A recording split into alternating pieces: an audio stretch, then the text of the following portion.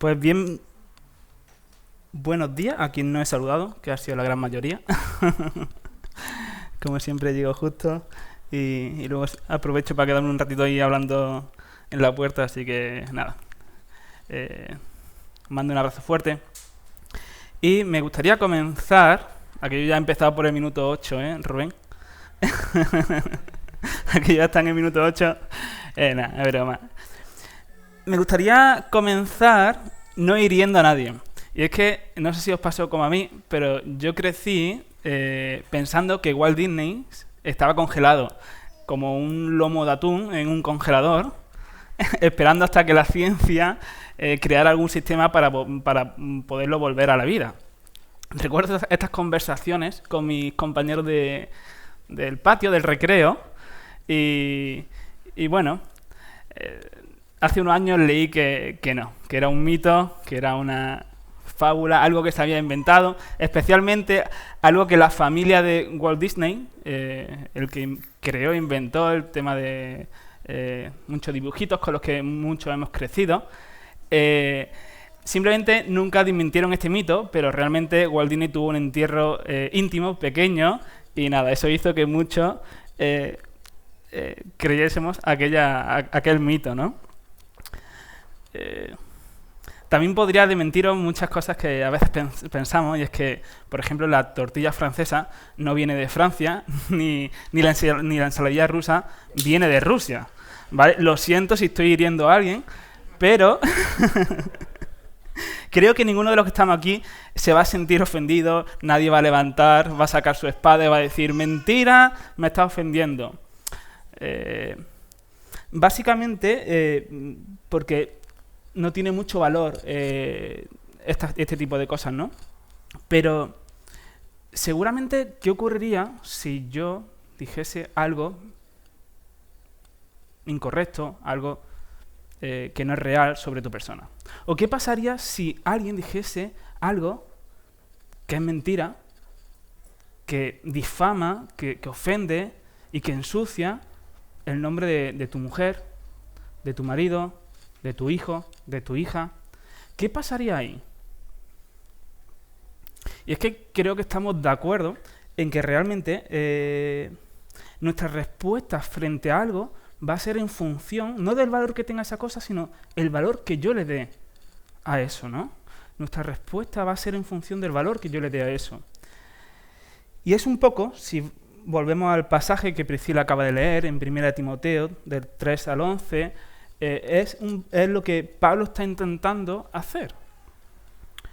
Le manda, como sabéis, seguimos en la continuación del estudio de la epístola de 1 Timoteo. Solemos pensar que simplemente estas epístolas suelen ser para el liderazgo, pero no. Ya vimos la semana pasada, David nos enseñó que es una epístola que se aplica a cada uno de nosotros en un sinfín de contextos, no solamente en la iglesia, sino en la familia, en el vecindario, en el trabajo, etcétera, etcétera, ¿no? Y lo que estaba ocurriendo aquí, en el pasaje 3 y 4, como vemos, es que Pablo está actuando frente a una situación que se está dando en la iglesia de Éfeso. Le está pidiendo a Timoteo que hay un grupo de supuestos maestros, ¿vale?, que no estaban enseñando en función o en base al Evangelio de Cristo, sino que estaban enseñando en función de unas historias que estaban leyendo, que se habían inventado. Si vemos el contexto, probablemente tiene que ver con sistemas judaicos, ¿vale?, con el tema de la ley. En fin, lo que estaba ocurriendo era de que estaban desenfocando a la iglesia de donde tenían que estar enfocados, de la dirección en la que Cristo quiere que la iglesia esté direccionada, ¿no? Y esto es lo que estaba ocurriendo. Estaba generando un mal rollo dentro de la iglesia porque obviamente no se estaba compartiendo el Evangelio. Y Pablo lo que intenta hacer en este pasaje, en estos versículos, es inclinar la dirección de Timoteo. Es decir, Timoteo, esta es la dirección en la que hay que ir. Y es que todos sabemos, especialmente los que vivimos, los que somos padres y los que tenemos una familia, que es que hay cosas que son importantes, cosas que son muy importantes y cosas que son vitales. Cosas que no se pueden negociar, que es la salud y la vida de la familia. Y en este sentido, Pablo sabe que para que una iglesia sea saludable, ofrezca vida, como acabamos de cantar, pueda ser esa luz y esa sal en este mundo, que se predique el Evangelio, que las enseñanzas que se ofrecen a la iglesia tienen que estar fundamentadas en la persona de Jesucristo. Y haciendo memoria del pasaje del domingo pasado que David compartió, es súper interesante porque Timoteo no era la persona quizás más a los ojos humanos, no sería la persona que nosotros diríamos, este es el que tiene que liderar este proyecto, esta misión. Timoteo era súper joven, la iglesia de Éfeso estaba en un contexto donde se podía ver esa presión espiritual, social, estaba allí la supuesta diosa Diana, a la que se le rendía culto. No era el contexto más fácil para una persona. Pero también pudimos recordar de que cuando Dios llama, Dios capacita. Y digo esto como un poco como preámbulo porque muchas veces podemos caer en el error de que esto no va conmigo. Dios nos hace una invitación a todos en nuestra vida.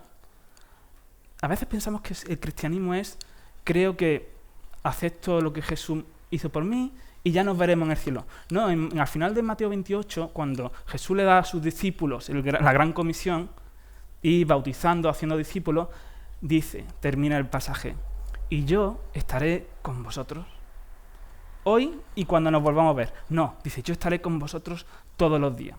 Y a veces es fácil respirar un aire cínico de que quizás Dios no está con nosotros. Dios hizo y lo veremos. No, pero Dios está con nosotros siempre, cada día, en su misión, ¿no? Él quiere realmente que podamos experimentarlo en nuestro día a día haciendo su misión. Y... gracias, ya está puesto. Me gustaría, el versículo 4 dice, no presten, lo que le está mandando a Timoteo, ¿vale? Pablo le dice, que no presten atención a fábulas y genealogías interminables, alguna otra versión dice mitos, que acarrean discusiones. Dice, acarrean discusiones. A lo cual nos podemos preguntar, ¿por qué discuto? ¿Por qué normalmente discuto? Había discusiones.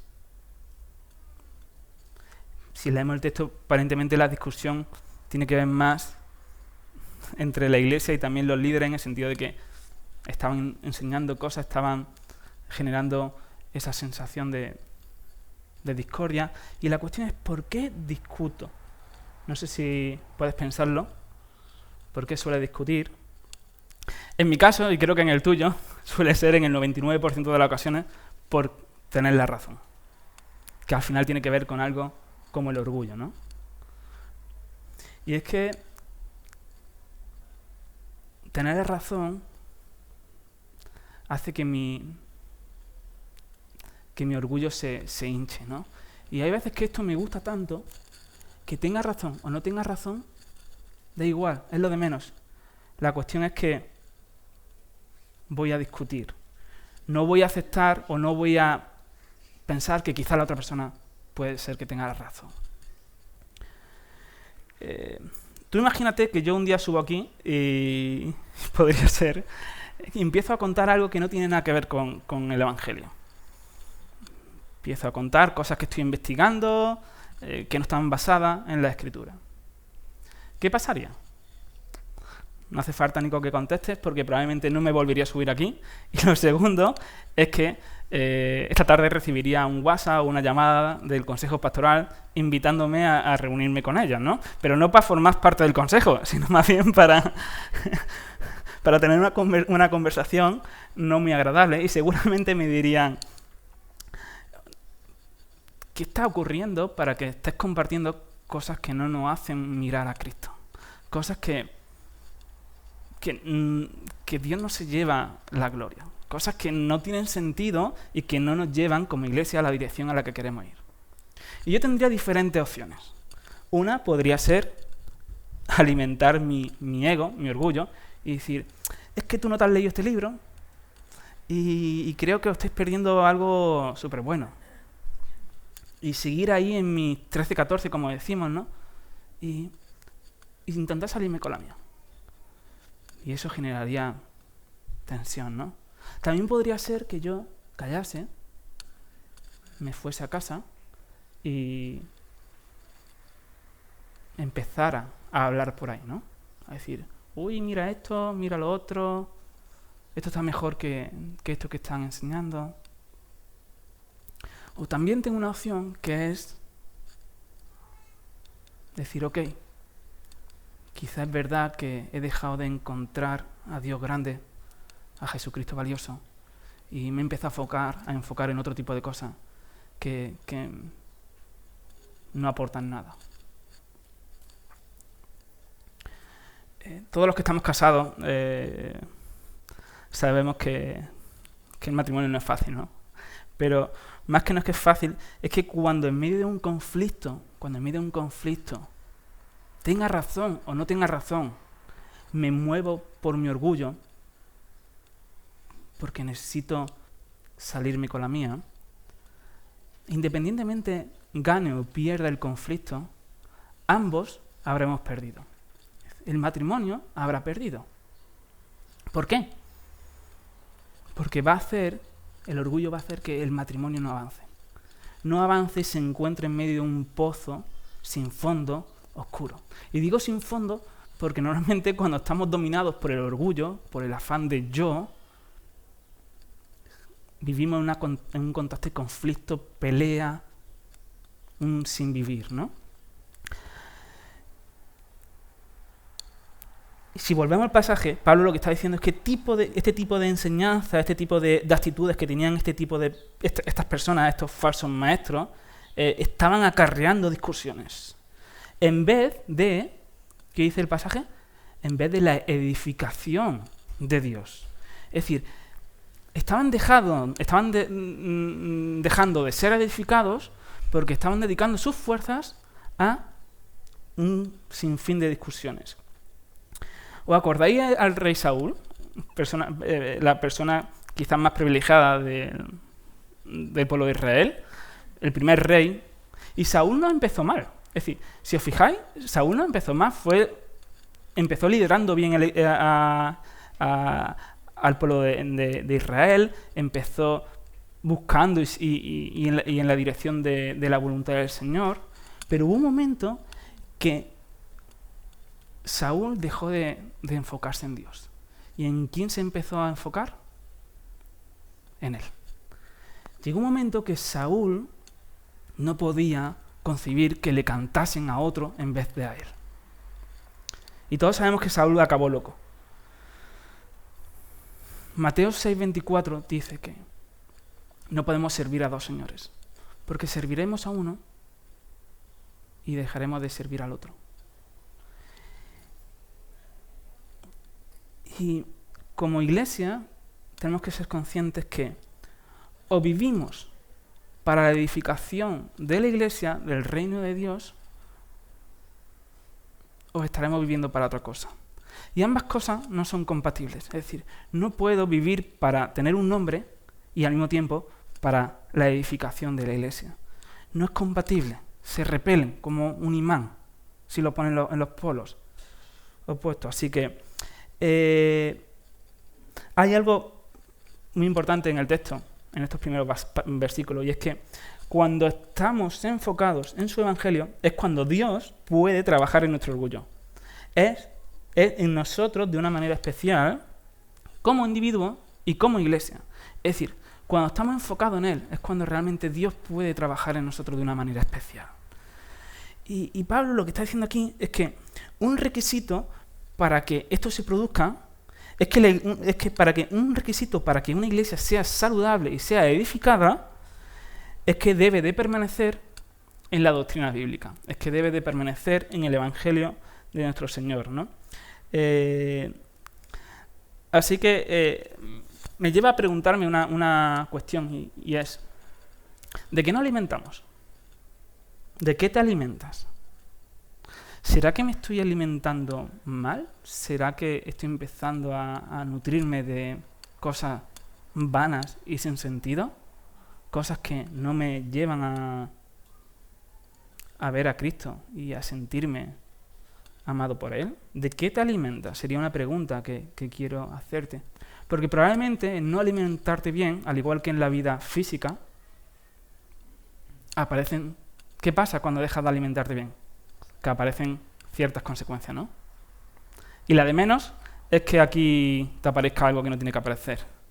Esa es la de menos. Probablemente te aparezcan ciertas consecuencias.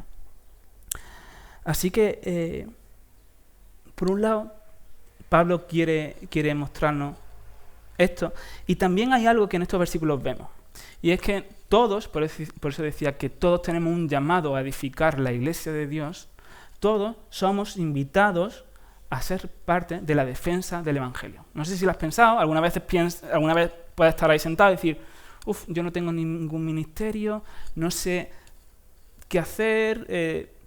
¿Has pensado que todos somos parte de la defensa del Evangelio? ¿Todos somos parte de cuidarnos? ¿Todos somos llamados a proteger que lo que se comparta tiene que hacernos mirar a Dios y que sigamos avanzando en el llamado del Señor? Así que nadie puede decir, esto no es para mí, ni nadie puede decir, yo no tengo nada que dar. Todos somos invitados a ser parte de la defensa del Evangelio. Y sí, y no es fácil, por un lado porque vivimos en una sociedad compleja, y por otro lado, porque la iglesia tampoco somos fáciles. ¿Qué hacemos cuando vemos a un hermano que realmente está generando un poco de discordia? ¿Qué hacemos cuando vemos que un hermano está predicando algo que nos está desenfocando de lo que realmente nos da vida? Hubo un señor, un explorador, para mí Ernesto, pero Shackleton, ¿vale? Sobre el 1900, y era un explorador que quería cruzar la Antártida. Hasta ese momento nadie lo hizo, o adelanto que él tampoco lo hizo, pero lo curioso de esto es que, no sé si esto es un mito, igual estoy contando aquí un mito, pero bueno, no es Biblia, así que... La cuestión es que dicen que puso un artículo en un periódico que lo tituló bajo el nombre de «Se buscan hombres para un viaje peligroso». Por un lado, hubo mucha gente que respondió al llamado, y el artículo decía algo como «Sueldo bajo, frío intenso». Imaginaros, cruzar la Antártida, ¿vale? Largos meses de oscuridad, peligro constante y regreso no garantizado. En caso de éxito, honra y fama, que no dicen ni dinero, pero bueno, honra y fama en caso de éxito. La cuestión es que el plan fue un desastre, años más tarde tuvieron que ser rescatados, pero me lleva a pensar que aquí Pablo quizás está escribiendo un artículo. Y quizás podría estar diciendo, se buscan hombres, se buscan creyentes que quieran construir la iglesia del Señor, que quieran ser parte de la iglesia del Señor. Y podríamos también hacer una descripción como esta. Lleva riesgo, nos enfrentamos a ataques constantes del enemigo. Es posible que no veamos los resultados del trabajo duro hasta que estemos en el cielo. Puede costarte tu hogar, puede costarte tu familia, puede costarte tus amigos, puede costarte tus ambiciones y para algunos, incluso la vida.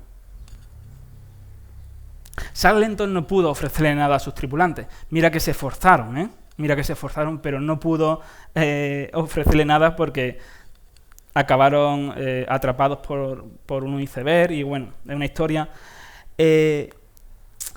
Pero si seguimos leyendo el versículo 4, dice, acarrean discusiones más bien que edificación de Dios, y esto es súper importante, porque el texto sigue diciendo que la edificación de Dios no es por los tripulantes, sino que es por fe. La edificación de la iglesia de Dios es por fe. Y normalmente como creyentes andamos obstinados en tengo y tengo, cuando realmente lo que está diciendo Pablo es confiad que quien va a hacer es Dios. Dios va a edificar la iglesia. Dios va a edificar su iglesia.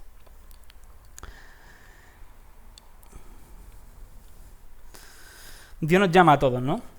A una cosa nos llama a uno, a otra cosa nos llama a otro, pero a todos nos llama a una misma cosa en común.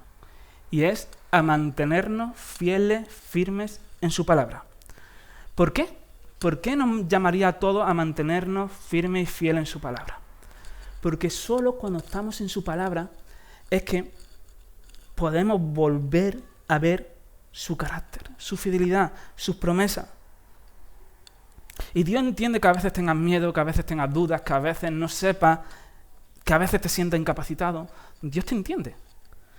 Por eso Pablo hace énfasis en que se predique el Evangelio, porque es en medio de esa situación, de esa duda, de ese miedo, donde tienes que volver a recordar quién eres para Cristo.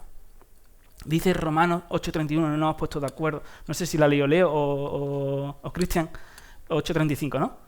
Y dice un poquito antes, en el 31, si Dios es por nosotros, ¿quién contra nosotros? Y esto no está diciendo, cógete la hipoteca más cara, que si Dios está contigo, tú tranquilo, que el banco no puede contigo. No, el pasaje no está diciendo esto. El pasaje Samo dice que hay algo que tú no vas a poder perder en la misión del Señor. Y es que Dios es tu Padre y tú eres su Hijo. ¿Sabes por qué podemos confiar en la misión de edificar la iglesia de Dios? ¿Sabes por qué podemos confiar en que la misión de Dios vale la pena? Porque un poquito más adelante ese versículo 8:31 dice, el que no escatimó ni sus propios hijos, ni a su propio hijo. Yo no sé si Charlton escatimó cosas y por eso quizá el barco no era suficiente fuerte, no sé lo que pasó ahí, pero dice Dios que Él no escatimó ni a su propio hijo. Y esto nos da una seguridad y una garantía de que la iglesia del Señor va a ser edificada. Y por alguna cuestión que muchas veces no entendemos, quiere que seamos parte de ello, ¿vale? Así que tenemos una gran invitación por su parte. Y me gustaría seguir avanzando en el pasaje que, versículo 5, que es espectacular. Dice, Pablo le acaba de decir esto a Timoteo, ¿no? Dice, oye, esto es importante, está ocurriendo esto y necesito que para que la iglesia sea edificada hay que cortar esto de raíz. Esto no es negociable, se tiene que volver a predicar la sana doctrina. Y el propósito de este mandamiento, de esto que te estoy mandando, no es que seamos mejores, sino que es que el propósito de este mandamiento es que ocurra algo en nuestros corazones. Es que Dios ponga un corazón nacido de un corazón, un amor nacido de un corazón limpio, de una buena conciencia y de una fe no fingida.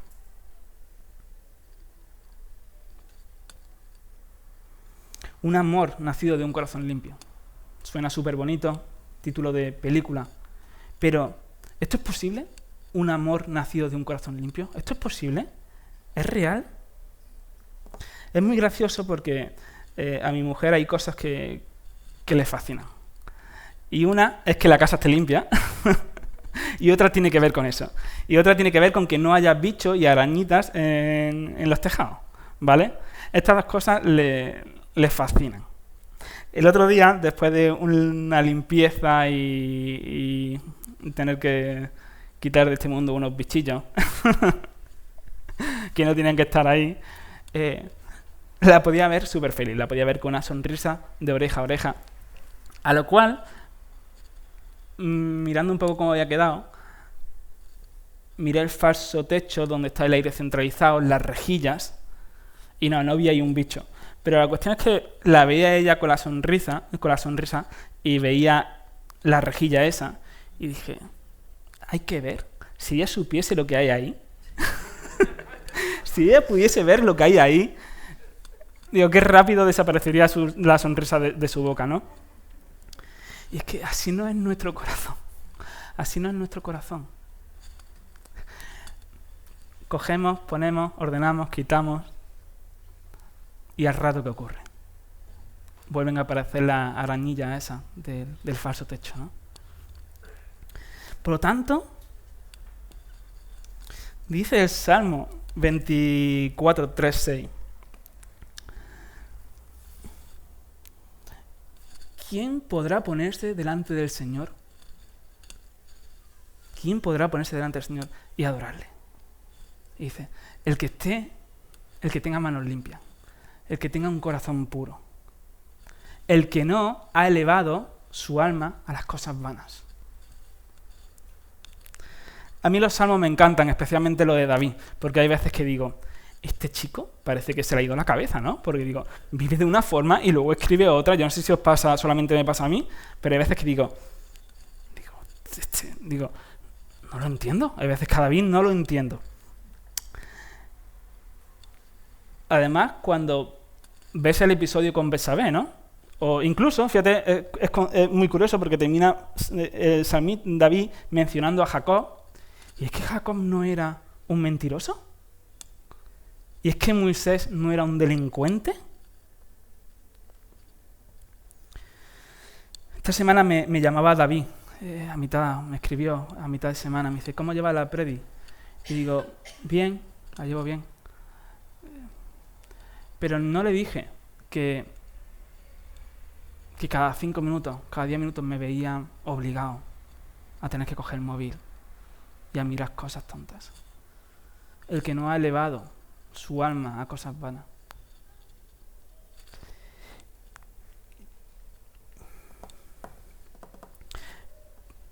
Y pensando esta mañana en cómo había sido un poco la semana, sinceramente, si la vieseis, quizás no estaríais escuchando. Diríais, ¿quién eres tú para subirte ahí y abrir la palabra del Señor? ¿Y sabes qué?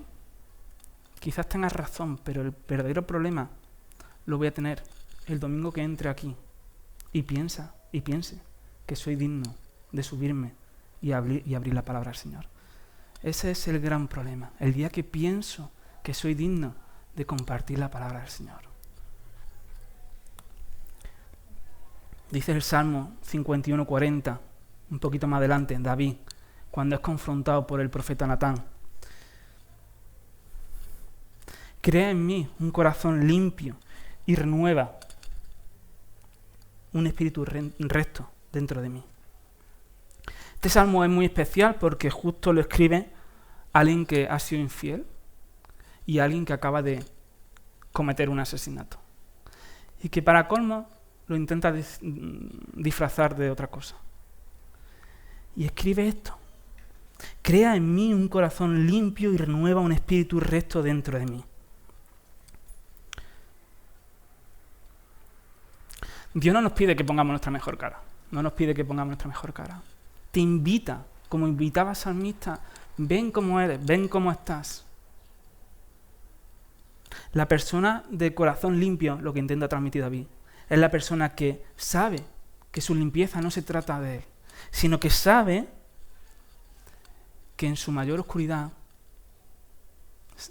ve a quién mirar. Y puede susurrar, como un poquito más adelante, el versículo del Salmo dice, no me eches de delante de ti y no quites de mí tu Santo Espíritu. Él no pide, oye, quita mis problemas, quita mis cosas. Él dice, puedes quitarme mi trabajo, mi familia, mis cosas, pero hay algo que no me puedes tocar. Y es tu persona.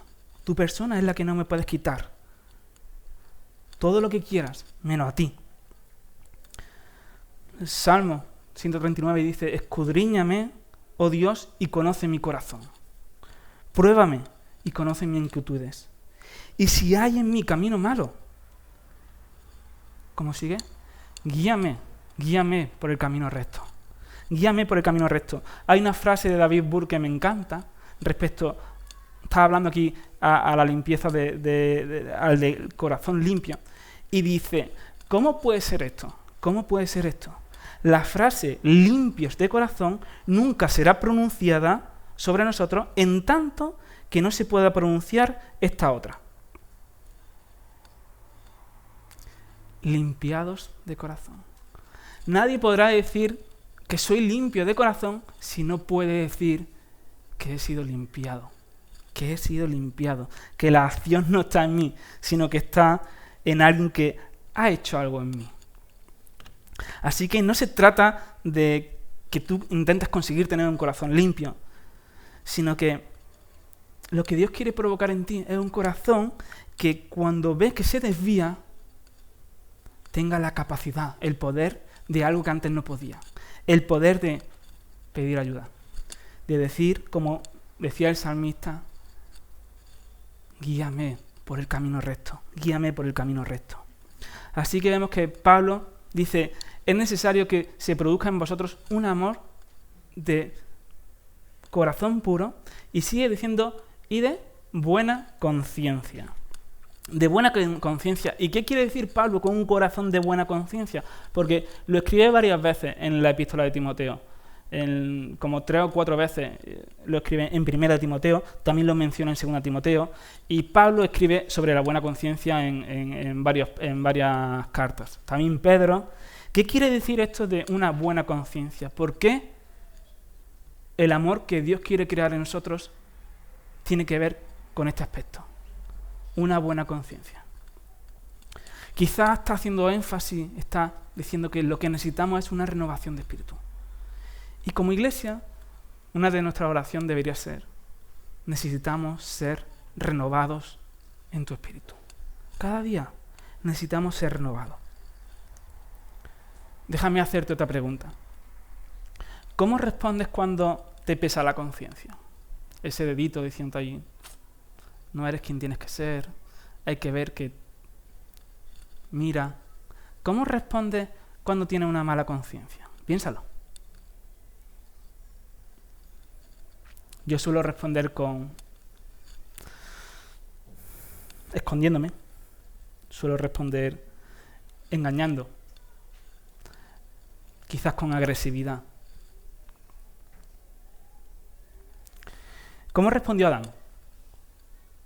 ¿Os acordáis en el huerto? ¿Cómo respondió Adán? Se escondió. Y cuando Dios lo encontró, ¿qué dijo? La mujer que me diste. Una de las peores cosas que llevo de predicar es cuando llego a casa. Y normalmente cuando pasa la semana y pasan los días. Porque, claro, decir aquí lo que Dios quiere que diga es complicado, pero en su fuerza puedo hacerlo. Pero hay algo que luego no puedo hacer en casa. Y es vivir lo que predico. Y eso es complicado porque, por un lado, voy a fallar y por otro lado, mi mujer va a decir, ¿te acuerdas el domingo que te subiste y enseñaste sobre esto?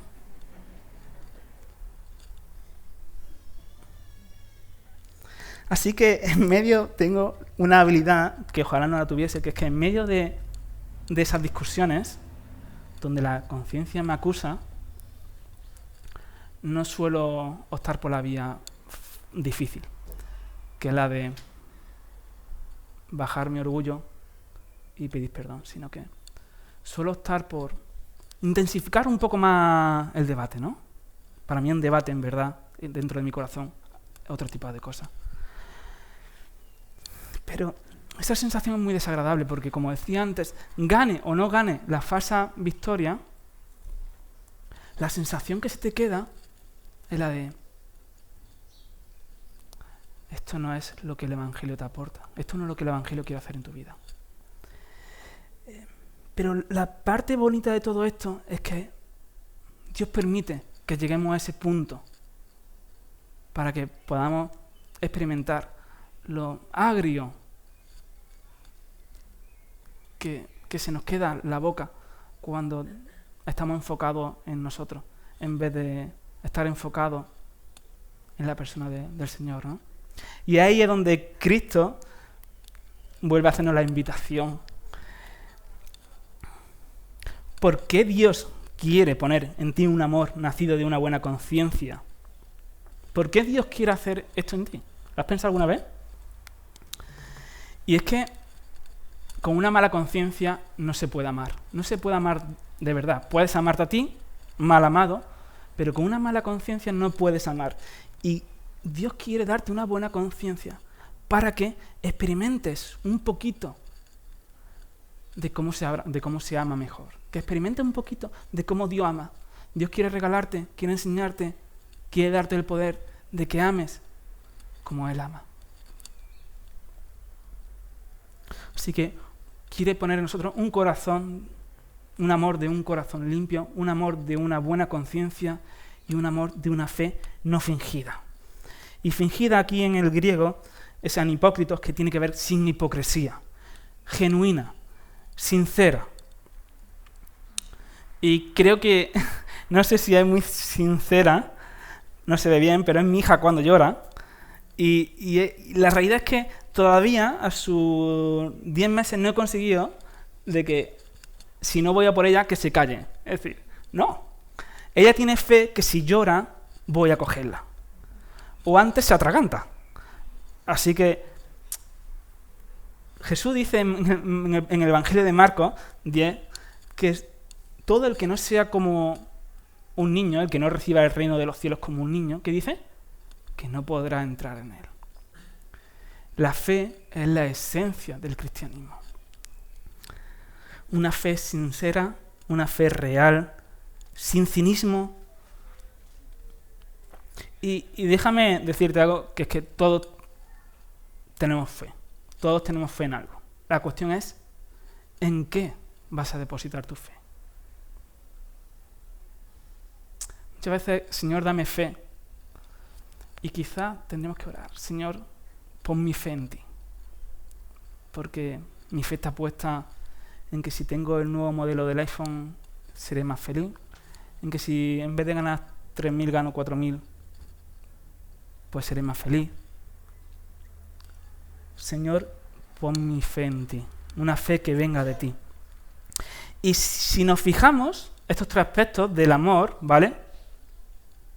Primero, un amor nacido de un corazón limpio, un amor nacido de una buena conciencia, un amor nacido de una fe genuina, sincera, sin hipocresía.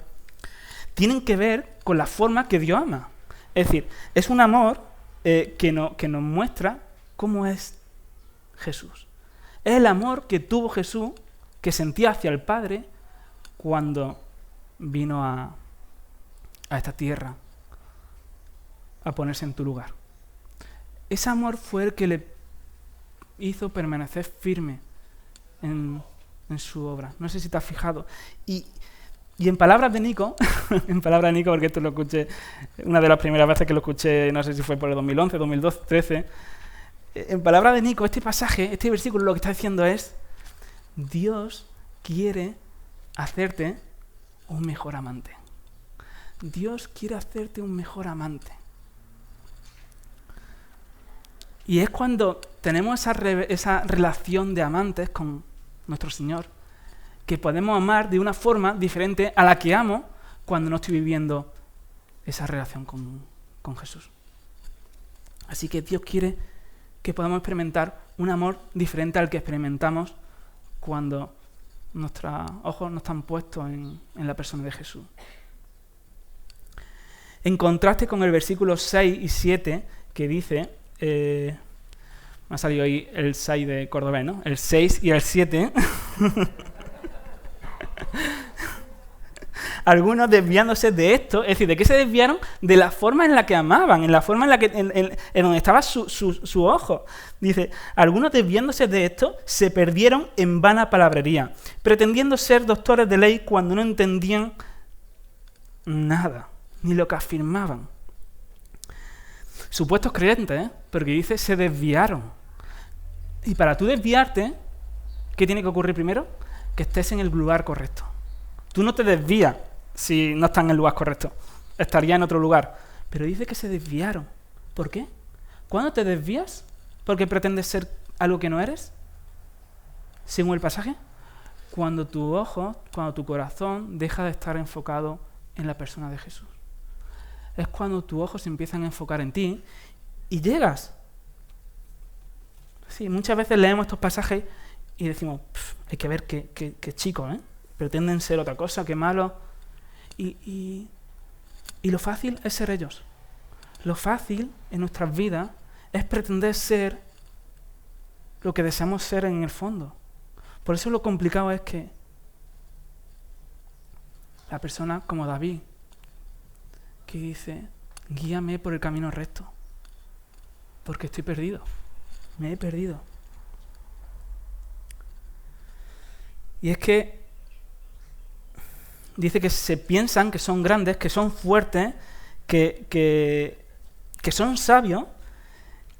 Y te voy a decir una cosa. Cambiar externamente es fácil. Cambiar externamente es fácil. ¿Por qué? Porque no requiere someter tu vida a la voluntad del Señor. No requiere alimentarse diariamente de Dios. No requiere edificar ni ser edificados por otros. Ni requiere el cambio del carácter. Cambiar externamente es fácil. Lo complicado, como he dicho, y a la vez lo fácil, porque no es algo que tú hagas, es el crecimiento espiritual, porque conlleva no sentirte orgulloso, sino ver a Cristo en su humildad, en su sencillez, y decir, ¿y esto por mí? Y decir, yo quiero que tú hagas algo en mí. Yo quiero que tú hagas algo en mí.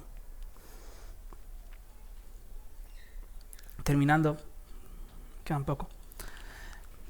Del 8 al 11 vemos que Pablo habla sobre la ley. ¿Vale? Habla sobre la ley.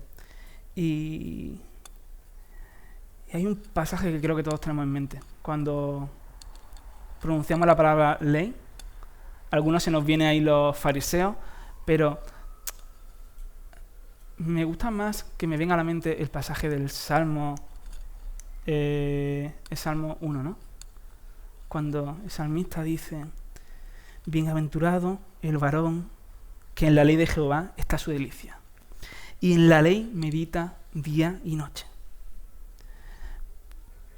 Porque tanto el salmista como Pablo lo que está diciendo es que la ley nos muestra atributos y características de la santidad, de la misericordia, de la pureza de nuestro Señor, ¿no? Y sí, y sabemos que no podemos cumplirla. Es decir, el limpio de corazón, el humilde, sabe que no puede cumplirla. Porque te digo una cosa, si alguno de aquí hubiera podido cumplirla,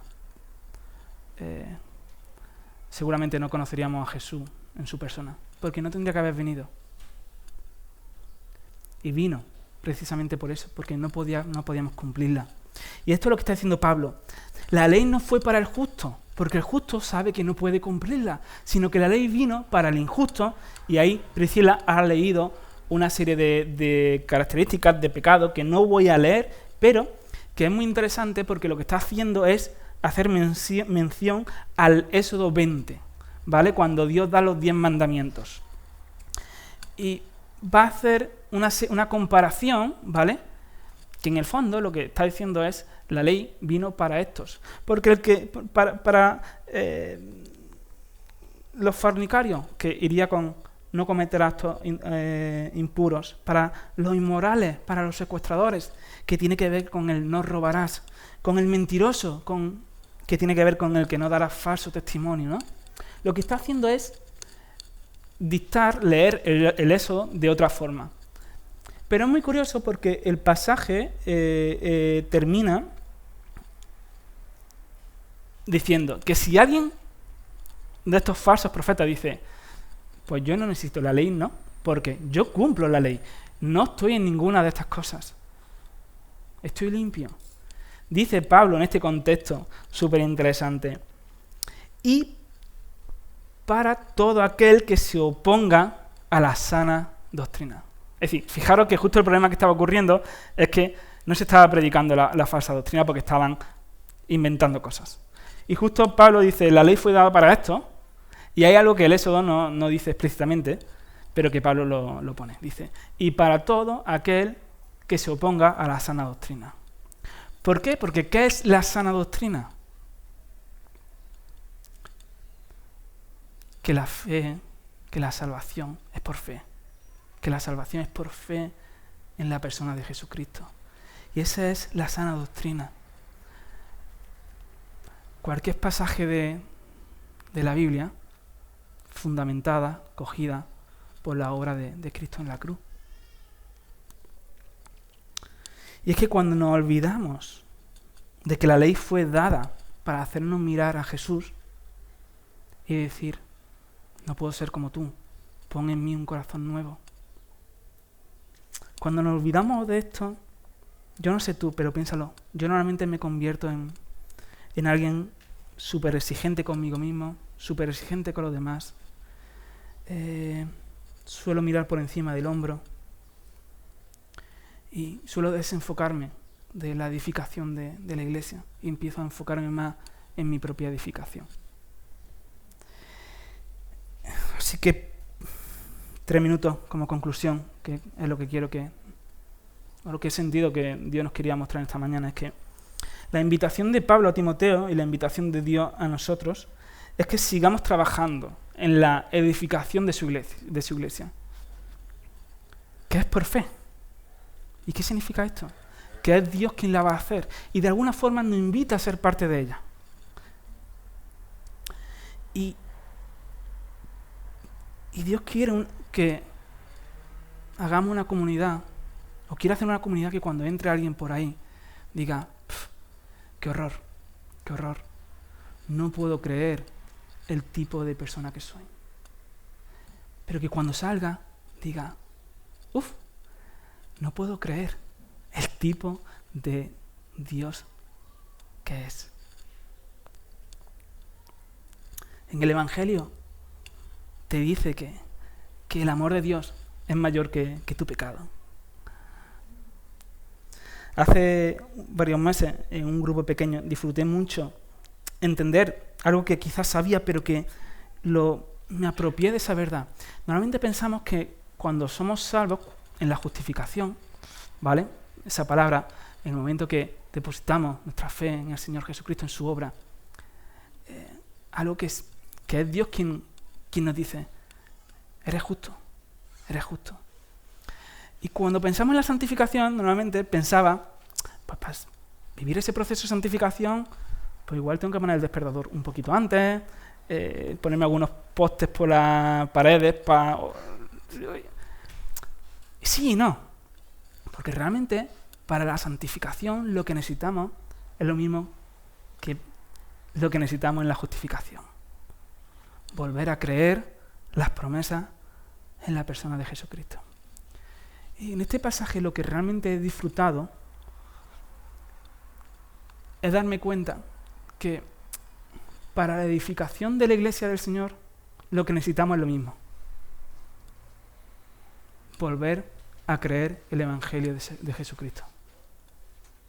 Para la edificación de la iglesia, que es el texto que estamos tratando en esta mañana, necesitamos lo mismo, volver a creer en el Evangelio de Jesucristo. Así que solo cuando Dios haya producido en nosotros un amor nacido de un corazón limpio, de una buena conciencia, de una fe no fingida, podremos amar como un poquito más, como Él ama. Y eso va a repercutir en que estaremos enfocados en hacer avanzar el reino de nuestro Señor, en vez de hacer avanzar nuestro propio reino, que lo único que nos va a traer va a ser dolor. Así que esta es la invitación de nuestro Señor. Y si me dejáis, termino orando.